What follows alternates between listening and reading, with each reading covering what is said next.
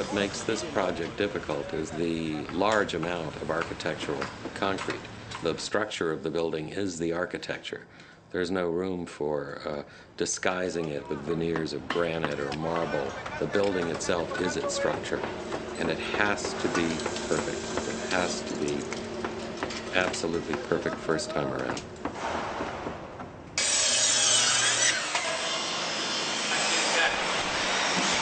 It's a very labor-intensive process. We built a form fabrication shop. It's the size of a small manufacturing building on site to build the forms and to protect the forms while they're being built. When we started this project, we built forms for a month. They're built in 8 or 10-foot sections, and then you skin it with the Wisa plywood, which is very expensive maroon plywood we use. This plywood has a special finish.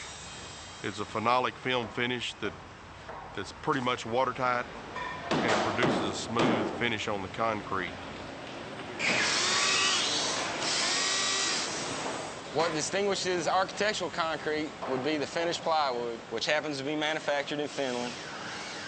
It's 9 layers, the smooth finish on both sides. Whatever's on it is going to be the face of your wall.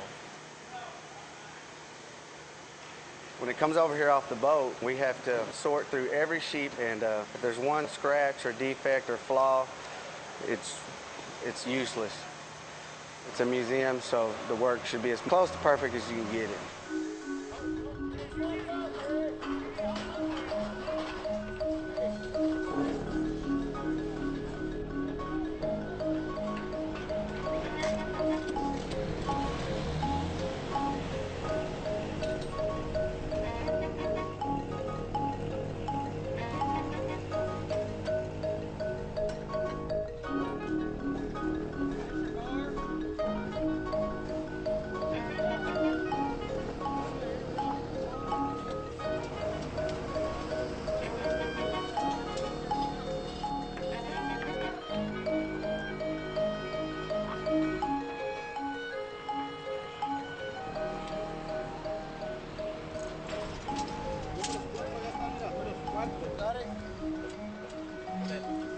This is our PVC tie sleeve that makes the pattern of holes in the walls. We have to have this tie rod all the way through.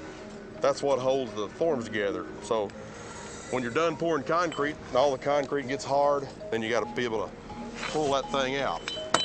And without this would be stuck.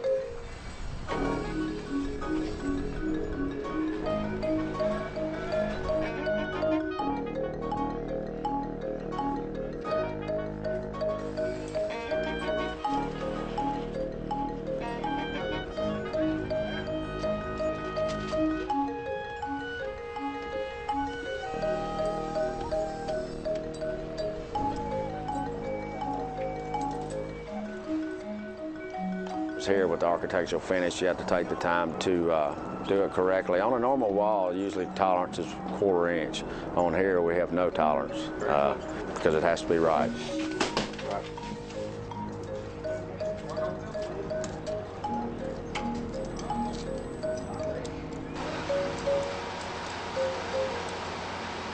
The walls for this building are placed in sections. The challenge is to ensure that the mix, the concrete mix, from placement to placement, from week to week, to month, is the same mix, is the same cement, is the same aggregate.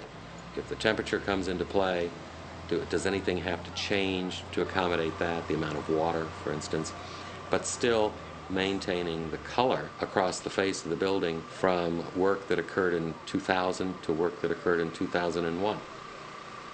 After all, despite the fact that men are putting this material together, it is, in a sense, a natural material. You never know what it's going to do. The concrete is placed in 3 or 4 lifts going up the wall. As each lift is placed, the concrete workers vibrate the concrete at exactly the same amount of vibration.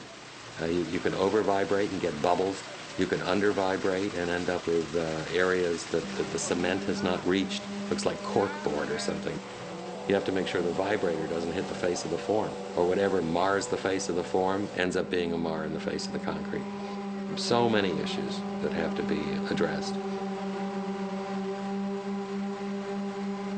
If anybody would have told me before this job started the time that I was going to spend pouring a wall, and to tell one of them laborers, hey, you can't vibrate like that, you got to vibrate this long. You know, they can't see that. They can't see the sense in that. But I think looking at that wall, looking at the walls around it, they see that vibrating that long, that's what it's going to take.